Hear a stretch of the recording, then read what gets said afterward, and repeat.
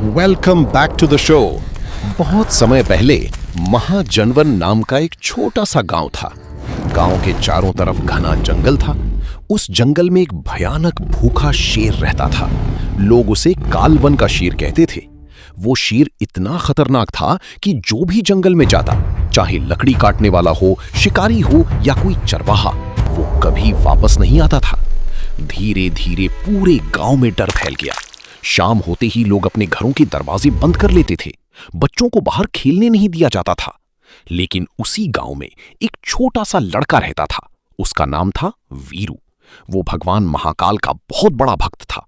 उसकी मां रोज उसके माथे पर भस्म लगाती और कहती, जिस पर महाकाल की कृपा हो उसका कोई कुछ नहीं बिगाड़ सकता। एक दिन दोपहर को वीरू अपने दोस्तों के साथ खेल रहा था।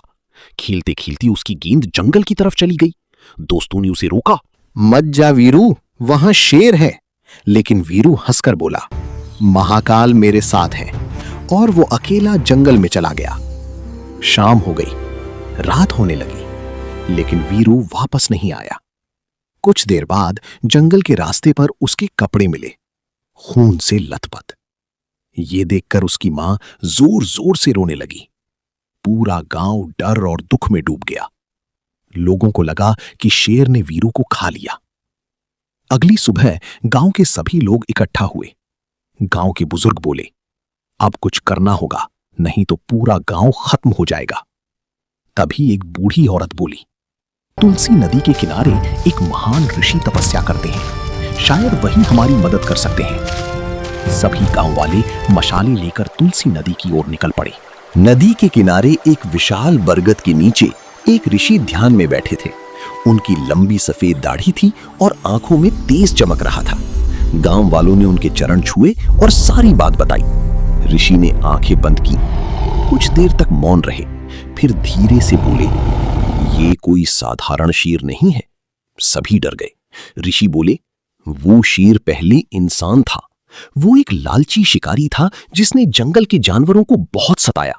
एक संत के श्राप से वो खूंखार शेर बन गया। गांव वाले कांप उठे।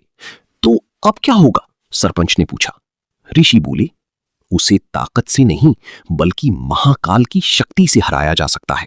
फिर ऋषि ने एक योजना बताई। उन्होंने कहा, आज रात जंगल के बीच पुराने शिव मंदिर में एक दीपक जलाओ। जो भी सच्चे मन से महाकाल का नाम लेगा वही उस शेर का अंत करेगा। सभी डर रहे थे, लेकिन तभी पीछे से एक आवाज आई, मैं जाऊंगा। सबने मुड़कर देखा। वो वीरू था। उसके कपड़े फटे हुए थे, लेकिन वो जिंदा था। उसकी मां दौड़कर उसे गले लगा ली। वीरू ने बताया, शेर ने मुझे नहीं मारा। उसकी आंखों में दर्द था, जैसे वो कुछ कहना चाहता हो। ऋषि मुस्कुराए, क्योंकि उसके अंदर अभी भी इंसान की आत्मा बाकी है। उस रात वीरू अकेला पुराने शिव मंदिर पहुंचा। उसने कांपते हाथों से दीपक जलाया और बोला, जय महाकाल। अचानक पूरा जंगल गूंज उठा। तेज हवा चलने लगी। मंदिर की घंटियां अपने आप बजने लगीं। तभी शेर गरजता हुआ वहां आया। उसकी आंखें आग की तरह लाल थीं। लेकिन वीरू भागा नहीं। उसने आंखें बंद की और लगातार महाकाल का नाम लेने लगा। अचानक मंदिर से तेज प्रकाश निकला। शेर दर्द से चीखने लगा। धीरे धीरे उसका शरीर कांपने लगा और देखते ही देखते वो फिर इंसान बन गया। वो शिकारी रोते हुए वीरू के पैरों में गिर पड़ा। मुझे माफ कर दो, मेरे लालच ने मुझे राक्षस बना दिया था।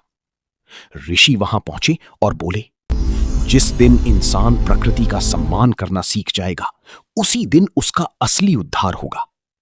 उस दिन के बाद जंगल फिर शांत हो गया।